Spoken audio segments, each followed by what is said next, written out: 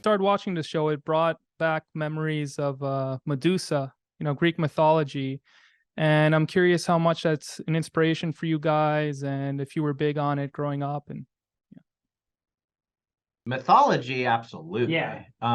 Mythology is funny because we always talk about how this show is an amalgamation of both Coop and I. He's a lot more, history focused, and I'm a lot more horror focused. And mythology is kind of a combination of history and horror. So I would say it's the history of horrors. Yeah, I mean it's kind of I mean specifically no.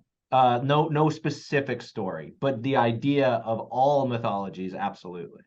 Well, and by the way, the funny thing is, you're probably also then thinking, oh, she's named Pandora. One of my favorite aspects of this, Jeff's sister is actually named Pandora. Yeah, my oldest sister, that's her name. And of course, the first question I had when he was saying that, I'm like, did your parents know the story of Pandora? The answer was no. But we thought, wow, what a great character name, and what like a great character name for someone who is naturally curious and jumps in with both feet before acting. So it's funny, we thought about a lot of different mythologies and stuff. Interestingly enough, we didn't dwell so much on Greek mythology, or for that matter, Egyptian, because we kind of felt that's been pretty well represented in things. So we were actually always trying to look at what slightly has been underserved. Yeah, exactly. how did you decide on the whole cell shading? I first saw it years ago on Jet Set Radio, a Dreamcast game, and it's become so popular ever since. So I was wondering how you went with that art style. What made you pick it? That credit all has to go to Leo Riley, who sadly cannot be here, who's our supervising director, and our art director, David Chung. They wanted something that really evoked a specific horror emotion. And so we all like leaning into, I mean, I'm obsessed with Tales from the Crypt and old EC comics and Vault of Horror and all that, and they are too.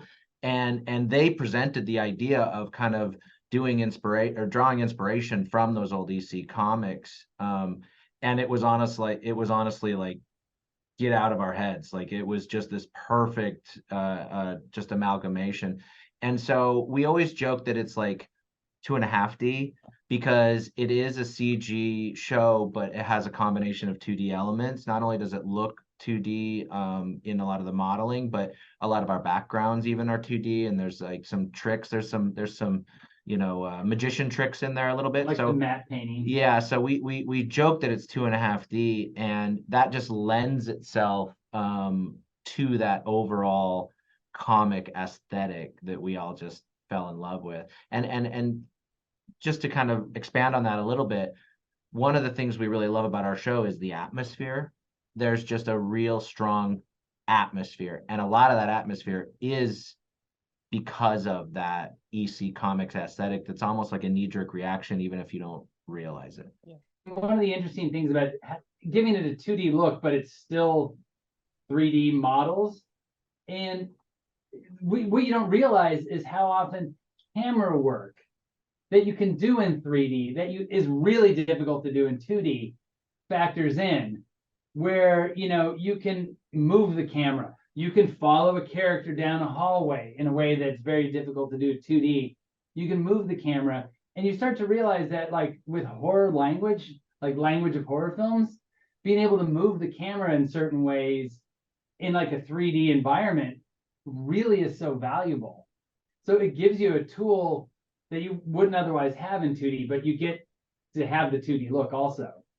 Is there a demographic aspect to it that, kids today grow up with video games and that kind, so maybe they're more comfortable with it than traditional animation in a way?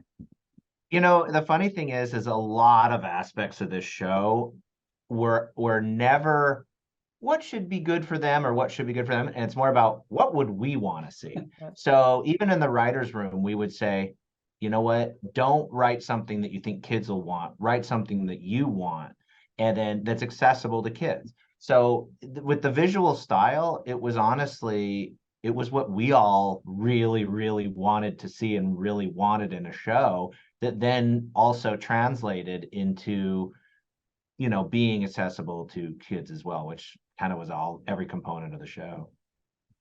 Was any of the voice casting, the preliminary casting done beforehand, or you had additions for every character, or did you have anyone in mind when on the onset of the show? I mean, we had written the show, or at least a huge chunk of the show, before like the cast was actually assembled. But it was really the casting department at DreamWorks that did such a great job. They'd be like, who are you thinking about? What would be your wish list for certain characters? And we'd throw out things, and shockingly, in some cases, they were like, oh yeah, they're interested and they would like to do it. In other cases, we genuinely didn't have a specific person in mind, but would talk about it, and they'd present various different people. And it was always a magical moment there where it was sort of like you would hear the voice and you'd be like, that's the person. That we might not have realized what exactly we wanted to that until that moment you hear and you're like, that's them. But the casting department really kind of was the one who brought it all together. Were you going for a real like 80s, early 90s kind of throwback writing wise? Because I thought the whole hide and seek aspect in the first episode, where he keeps finding her, it kind of reminded me of those old maybe even like Tiny Toons cartoons in a way, like that kind of stuff. But yeah. Again, I think it's probably just the things we like that's soaked in, less trying to go for it as much. It was just like the stuff, like everything about the show has a core about family, whether it is literally the storylines about the family or even some of the artifacts that deal with family. We always thought that our driving force of the series was always about family, because Coop and I are family guys, and we're just like, dads who just were really into the concept of family. And so a lot of the stuff that maybe we liked when we were kids, we wanted to share with our kids, and using that same cycle of family type of thing. So I think a lot of that just kind of soaked in that way. Yeah, what do you think, Jim? Well, I like what's gonna sound funny is this is a little bit how the sausage got made. Like answer, the hide and seek, literally as writers, you go, I want to show this mansion. How do we introduce the mansion in an interesting way? And I remember, let's go do hide and seek. You'll be looking throughout the mansion. And it's so funny because I always am intrigued from like the writing perspective of some choices. You go, how do we accomplish A, but do it in an interesting way? And so you try to come up with a version thereof. And you're like, okay, this is information that we need to get out quick. How do we do it? Sometimes it's a really great inspiration for things like that, because you're like, dude, how are we supposed to get that information across in 20 seconds? I will also add one other thing. A real big factor for us is tradition. And so we wanted very early on to show that this family was also very much rooted in tradition. And this hide and seek game was a tradition that they did. So I know that was also a lot put into the thought of various components, is the idea of traditions, both good and bad, by the way, as far as the series goes. Exactly. Turning to stone is a tradition, not a great one.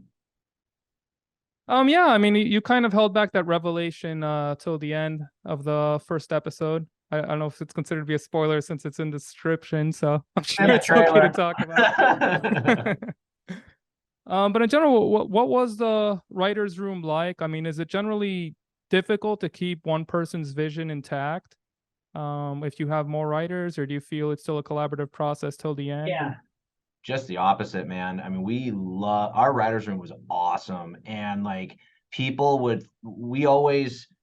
everything got expanded because of the writer's room, because all of us came from such different worlds and different backgrounds.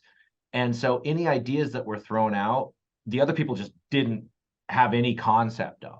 So instead of like battling against it for ideas, it was almost like we all had that through line that we were all connected with, but then we were all putting different, flair on it. And so it ended up, really being, I think, a lot more colorful and expansive because of the writers' room. It was an amazing writers' room experience. Well, and the funny, Jeff and I have always described the show as our Venn diagram, where it's sort of like his interests here, my interests here, and the show is kind of where like they cross over.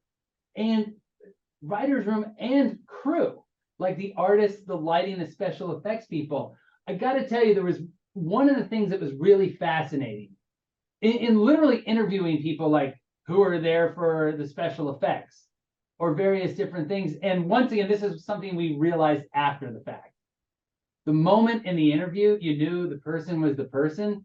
We would talk about the concept of the show, and they just started riffing on things like the head of animation, Marcos, who's originally from Spain. He's like, oh, this kind of makes me think of the temples of Hercules or the something of in Spain, and there's this legend, blah blah blah.